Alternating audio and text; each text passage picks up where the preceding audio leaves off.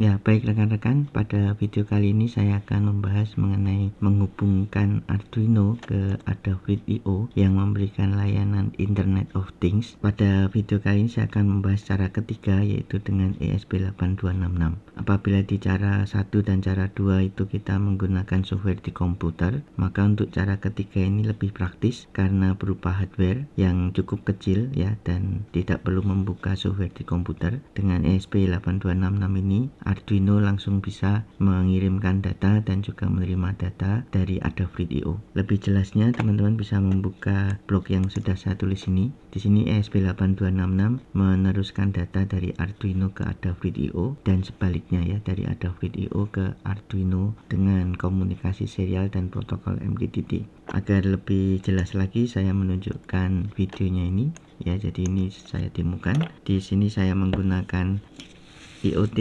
MQTT panel ya untuk memperlihatkan koneksinya. Di sini teman-teman bisa lihat tampilan IoT MQTT panelnya. Saya rubah set pointnya dari -240 ke 440, maka kita tunggu beberapa saat. Nah, sudah berubah 440. Kemudian di sini saya ganti tulisannya.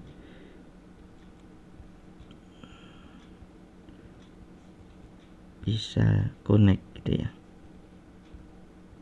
Ya, kita tunggu sambil kita buka Adafruit.io.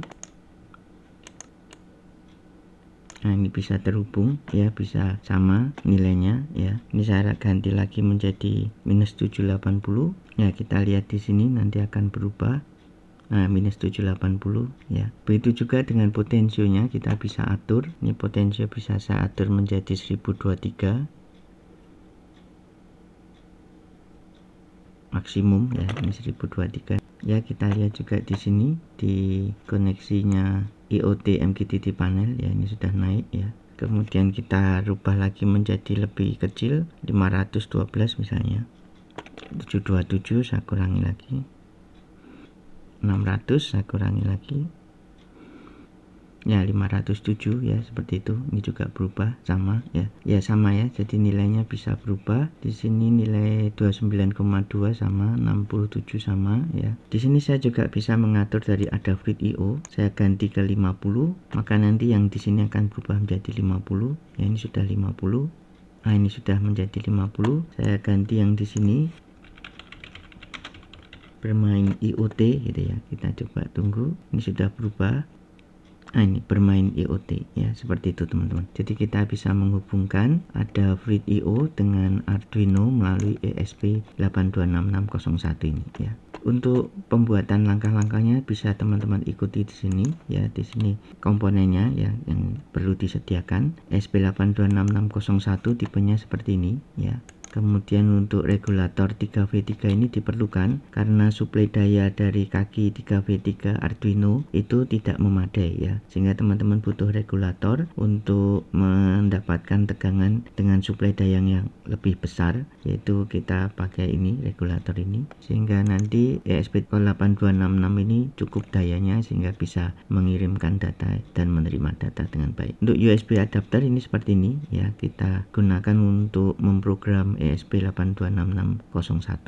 Apabila teman-teman tidak memiliki ESP826601, teman-teman bisa menggunakan Node MCU ya. Ini lebih praktis, memang lebih mahal tetapi cukup baik, cukup andal digunakan. Tidak perlu membeli USB adapter, jadi cukup Node MCU ini sudah bisa langsung terhubung karena tegangan suplainya 5 volt. Oke, rangkaiannya seperti ini, rangkaian pengawatannya. Jadi ESP8266-nya dihubung TX-RX-nya ke Arduino Nano. Ini saya pakai Arduino Nano, kemudian kaki ground dan 3V3-nya, dan juga ini chip enable-nya diberikan dari output regulator 3V3 ya. Jadi di sini ground-nya disatukan semua, sedangkan untuk V-in ini dapat 5 volt dari Arduino ya, dari Arduino.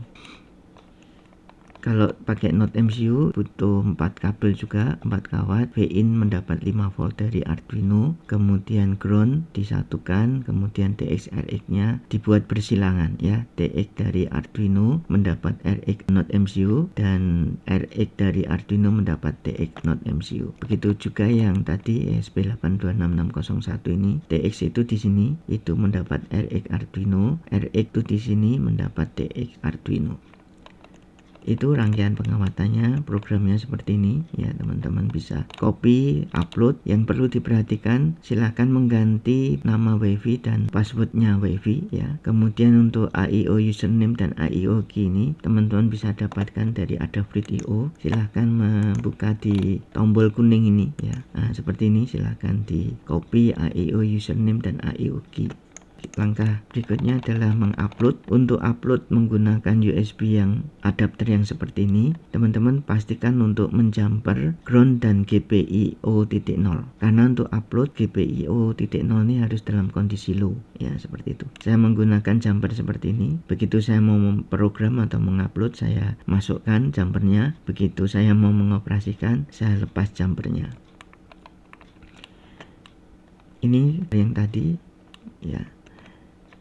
Nah, kalau teman-teman tidak memiliki hardware-nya ya, asal teman-teman memiliki sebuah Node MCU atau sebuah ESP826601 dan teman-teman memiliki Proteus, maka teman-teman juga bisa mensimulasikan rangkaiannya sehingga bisa berkomunikasi dengan Adapt.io. Ya, ini saya tunjukkan. Jadi di sini saya menggunakan Node MCU ya, saya hubungkan dengan komputer. Ini saya hubungkan ke komputer. Jangan lupa Node MCU-nya diprogram dengan program yang ini tadi ya. Ya, silahkan diprogram. Kemudian setelah itu buka Proteus-nya. Jadi di sini untuk Proteus dan file-file yang lain teman-teman bisa dapatkan di bagian akhir ini ya. Silahkan diklik, maka nanti akan terbuka 5 folder ya. Kalau sebelumnya ini saya menggunakan, ini ada 4 folder, saya memberi tambahan untuk cara ketiga ini sehingga menjadi 5 folder. Teman-teman bisa buka folder yang ini, program ESP8266 Node MCU. Ini adalah kode program untuk ESP8266, dan untuk rangkaian Proteusnya teman-teman buka di sini, klik 2 kali pada rangkaian Arduino 2.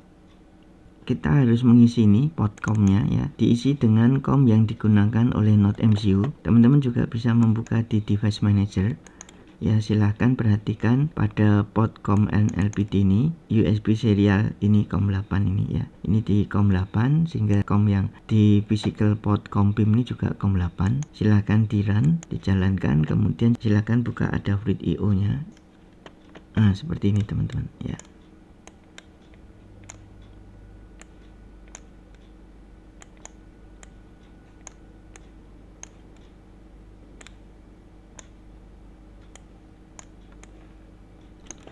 Ya, di sini 39 ya, 90 ini juga sama. Ini saya gantinya, ini saya perbesar, saya perkecil saja ini kelembapannya menjadi 80.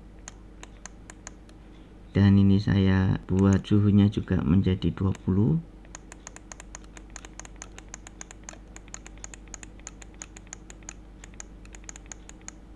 Ya, ini sudah 80. Nah, ini sekarang 20 ya. Begitu juga potensionya, ini bisa saya rubah menjadi 1023. Hanya saja ini terlalu sempit ya, sehingga nggak kelihatan. Kita coba yang pengirimannya, ini masih kosong.